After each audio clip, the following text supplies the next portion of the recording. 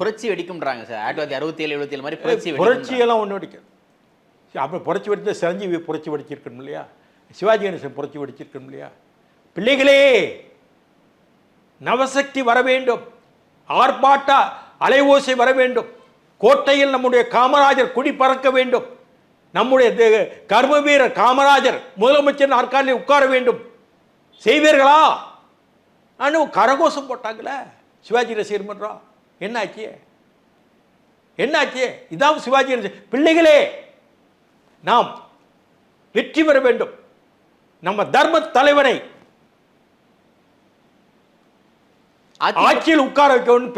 பேசுறதெல்லாம் உண்டு, புரியுதா? அவர் இத்தனைக்கு எழுதி கொடுத்து வசனம் பேசல காமராஜர். யாரு? சிவாஜி கணேசன். அவர் ஏற்கனவே வசனம் பேசி பழக்கம். வீரபாண்டிய கட்டபொம்மன் வசனம். நான் அவருடைய இருந்தவன் சிவாஜி கணேசனோட. இதெல்லாம் புஷிக்கு என்ன தெரியும்?